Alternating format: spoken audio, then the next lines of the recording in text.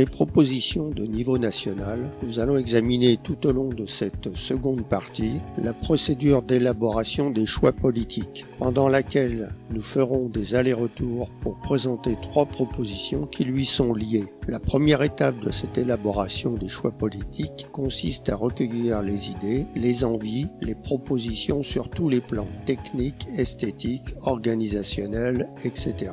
Aucune censure ne sera faite à ce stade. Bien qu'on parle d'étapes, il faut bien voir qu'une étape n'est pas figée sur une période, mais correspond au traitement de toutes les expressions qui se font jour au fur et à mesure, et donc elles se déroulent en parallèle pour chaque demande formulée. Bien évidemment, une fois les premières demandes abouties, elles vont consommer des ressources et les suivantes seront mises en file d'attente. Aussi, il sera préférable, surtout au début, de lister les demandes les plus importantes pour effectuer un choix politique cohérent et efficace. La seconde étape consistera à apposer en face de chaque expression ses contraintes, ses difficultés, voire ses impossibilités. Ce sera le rôle d'institution dont nous allons parler maintenant, les pôles nationaux thématiques et le Centre national de contrôle.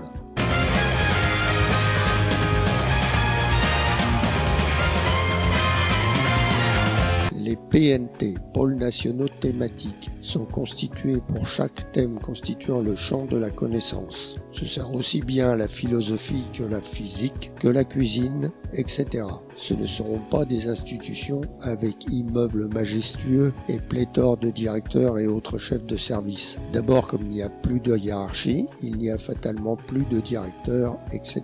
Ces institutions seront essentiellement un regroupement de tous leurs éléments que nous allons définir sur un site internet. Évidemment, tous ces éléments auront ou pas un lieu physique d'activité en fonction de leur demande et de ce qui leur sera attribué. Ces PNT seront constitués de 2 collèges et de 2 services. Le collège des théoriciens regroupera tous les professeurs, chercheurs, etc. qui seront spécialisés sur la théorie ou une partie de la théorie du PNT. Le collège des praticiens regroupera tous les connaisseurs et les pratiquants du domaine qui voudront émettre des propositions de pratique ou des réponses à des questions posées au PNT en liaison avec le collège des théoriciens. Le service de documentation recueillera et tiendra à disposition des citoyens toute l'information du PNT sous 3 présentations. Première présentation, des documents tels que donnés par les collèges à destination des experts. Deuxième présentation, des documents plus explicites à destination des praticiens du domaine. Troisième présentation, des documents de synthèse pour tout citoyen. Le service interthème sera chargé d'émettre des requêtes de commentaires auprès des autres PNT, en principe des PNT concernés de près ou de loin par les questions soulevées, du suivi des avis, des propositions, des collaborations et des activités sous-traitées auprès des autres PNT. Toutes les personnes souhaitant faire partie d'un ou de plusieurs PNT sera intégrée.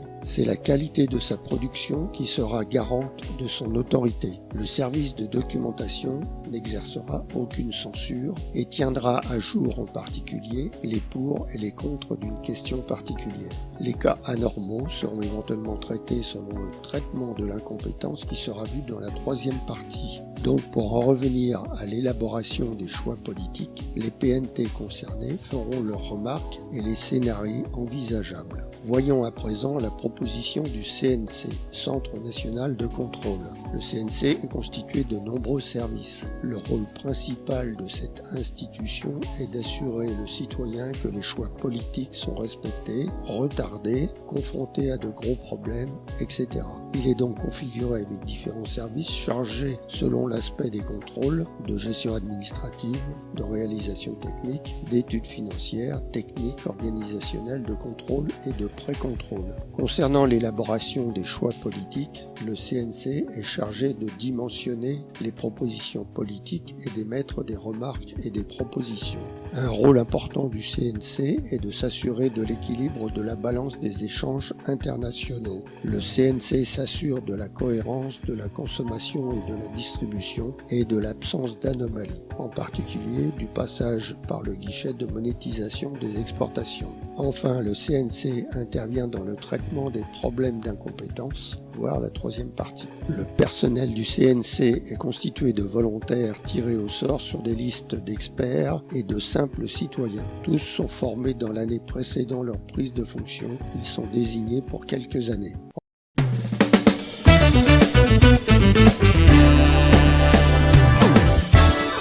Revenons à notre élaboration des choix politiques. Une fois les réponses des PNT et des CNC recueillies, des scénarios sont établis avec toutes les remarques, les ressources nécessaires, les divergences, etc.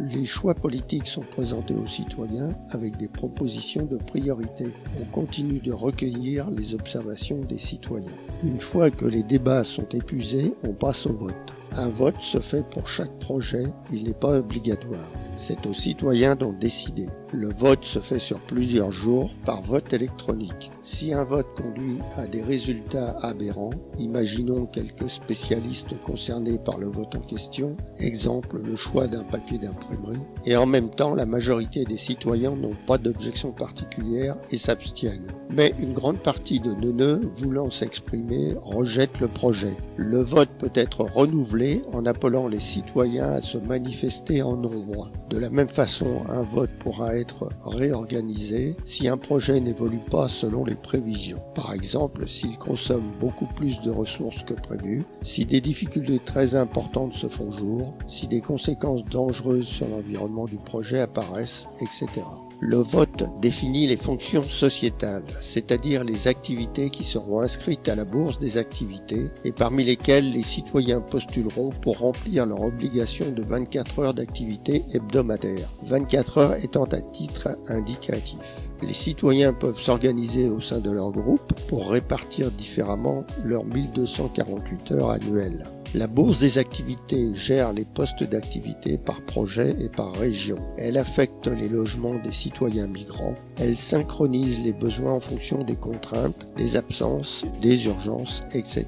Pour cela, elle est en liaison permanente avec le réseau national de transport et le réseau de distribution que nous allons voir à présent. Le réseau national de transport assure le transport des personnes de porte à porte, y compris des enfants qui sont tracés en permanence. Il gère des centres d'intermodalité qui sont capables d'héberger les citoyens entre deux correspondances, ainsi que d'assurer la restauration, l'accès à un service multimédia et à des loisirs. Le réseau de distribution est supervisé au niveau national, mais le principal de sa présence est situé au niveau local que nous allons voir dans la troisième partie. Nous allons maintenant passer en revue les propositions de niveau local pour cette nouvelle société.